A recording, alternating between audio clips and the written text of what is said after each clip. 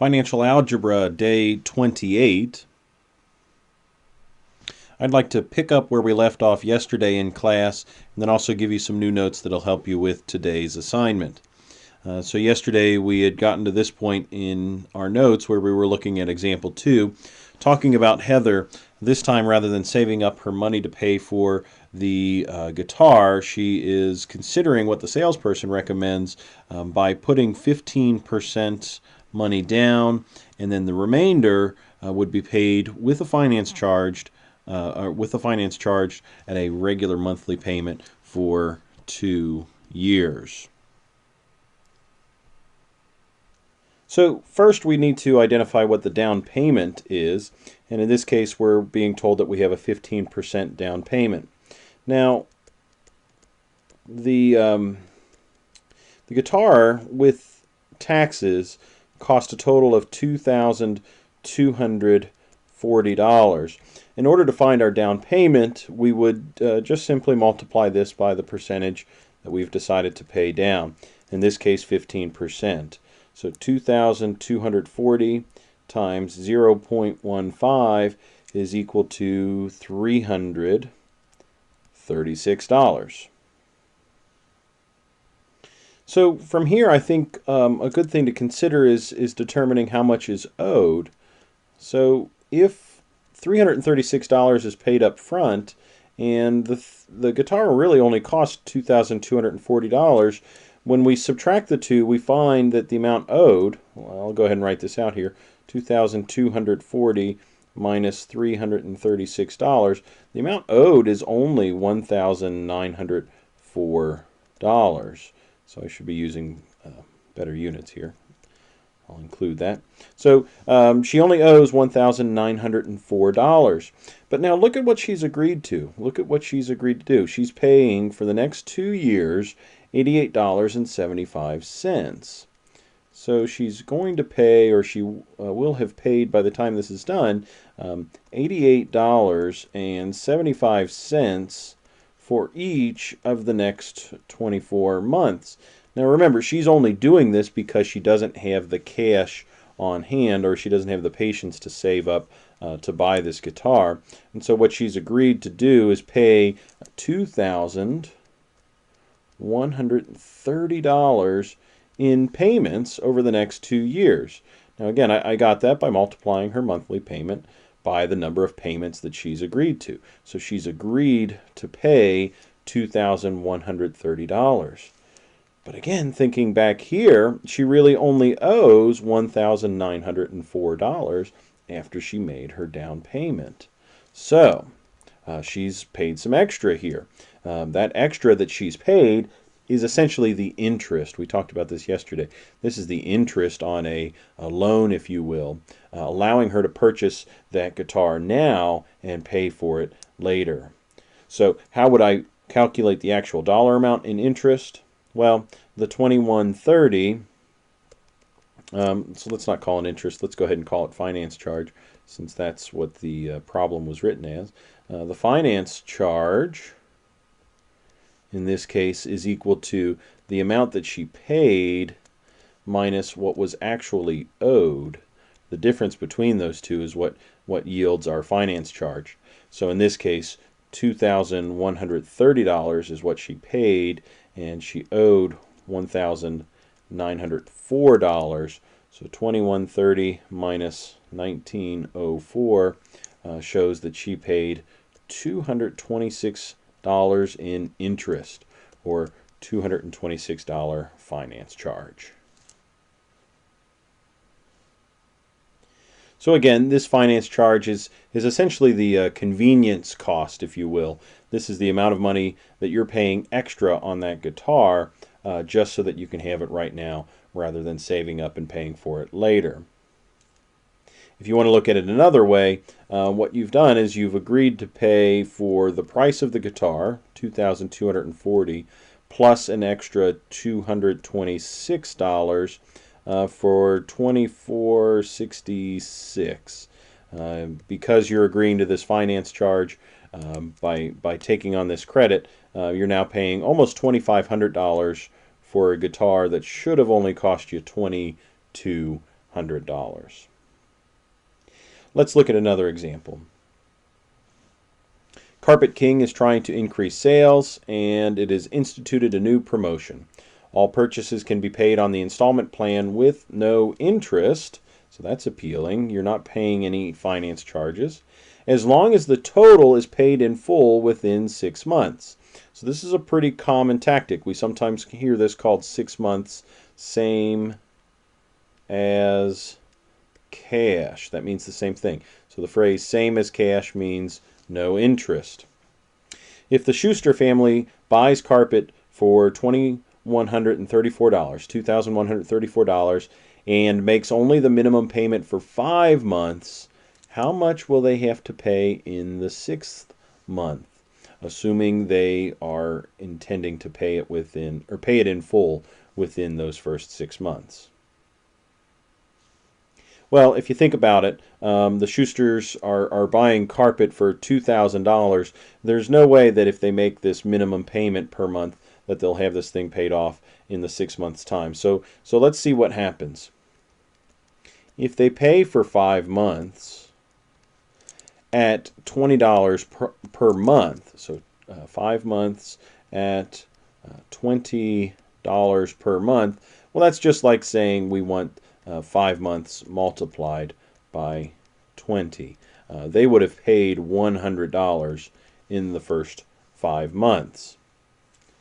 Of course, they would like to make or would like to pay off this carpet without having any additional finance charge. So that means on the 6th month they have to pay the difference. So the total payment of $21.34 that was owed, this is the amount owed, minus what's been paid, well, that'll give us our balance, what's left over, how much they have to pay on the 6th month, and that's $21.34 minus 100. Looks like they have to come up with $2,034 in order to avoid any of those finance charges. And I would argue that that's a pretty tough thing to do, especially if you're only paying $20 a month to come up with $2,000 on your 6th month. That might be something that you don't quite get done. So now I'd like to switch over to the notes for the day and talk about this consumer credit part 2.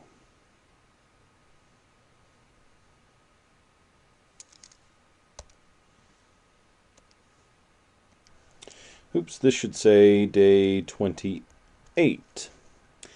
So here we go. Here are some key terms that we're going to use in the notes, and we'll just go ahead and get started. Now, if you purchase something that you do not pay for immediately, you are using credit. This is what we talked about yesterday in class. The vocabulary term that we use for people that are using credit, if you are using credit, you are called a debtor. You owe a debt to somebody else. Now, I personally don't like relying on credit, so I try not to be a debtor, but in actuality, every time that you use, say, electricity or use water at your house, you are using credit. And the reason for that is because you will use these utilities, specifically electricity in this case, and you don't actually pay for them until the monthly bill arrives. So they are essentially lending you the goods, and you pay them back at the end of the month. So that, in a sense, is the use of credit. Now, of course, paying for utilities is not the only case where you are a debtor. People who use credit cards or take out loans are also using credit. And those organizations or people that extend credit to consumers are called the creditors.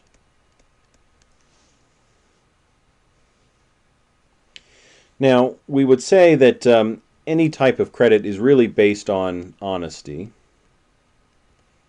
because either money is being lent on your behalf, or goods or services are being lent to you in order to be repaid at a later date. So there's a certain level of honesty and trust in any sort of credit situation. So creditors, those that are lending the money or goods, need to be sure, or as sure as they can be, that they will be paid on time when they extend the credit. And so they do their what we call due diligence and review your credit history, for example, with the hopes that they'll be paid back before they actually agree to lend any money or before they give you any of their goods or services.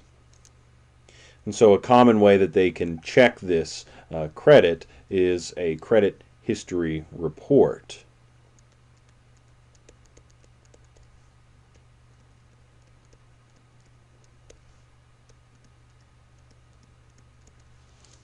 So a credit history report compiles records on all users of credit. There are three big companies in the United States that generate credit history reports for end users, and that's a company by the name of TransUnion, a company by the name of Equifax,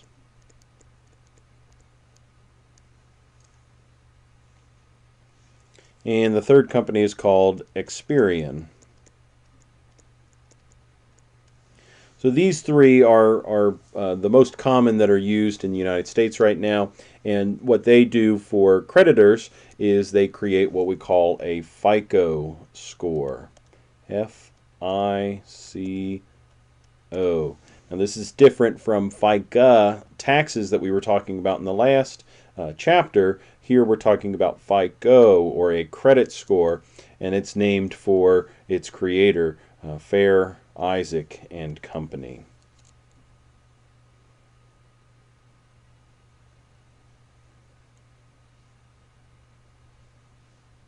Now, scores on the FICO scale generally range from between about 300 to 850.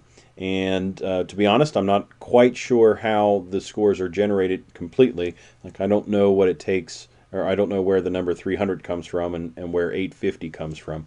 I don't know why they've used those values here instead of, say, a scale from 0 to 100.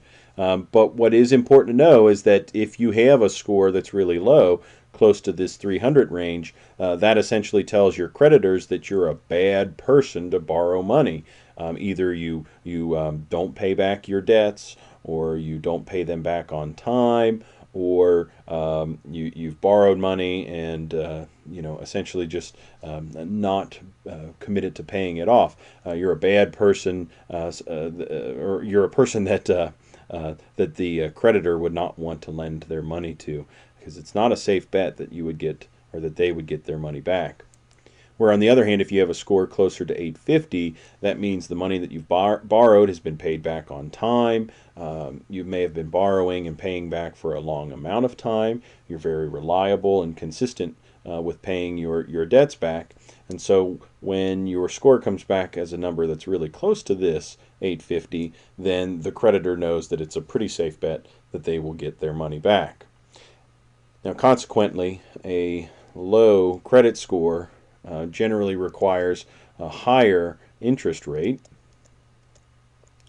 not in terms of investing, but a higher interest rate means that you pay back more, a larger finance charge, whereas over here with a high credit score, this generally means that you pay a lower interest rate. Again, the money you pay back is almost guaranteed to the creditor at this point. So they're willing to not quite make as much because they know for certain that they're getting their money back. Whereas in this scenario, they may take a chance on you, but in order to lend you the money, they require a larger benefit to them. So they would get a little bit more back when they complete the transaction. So I hope these notes helped you out with today's assignment. You are working on section 4-1. There's a worksheet that goes with it. So please make sure that you have that completed and ready to turn in tomorrow. Feel free to send me an email if you have any questions with the assignment that you're completing today. If I have access to my email while working, I will be sure to answer them if I can. Thanks a lot.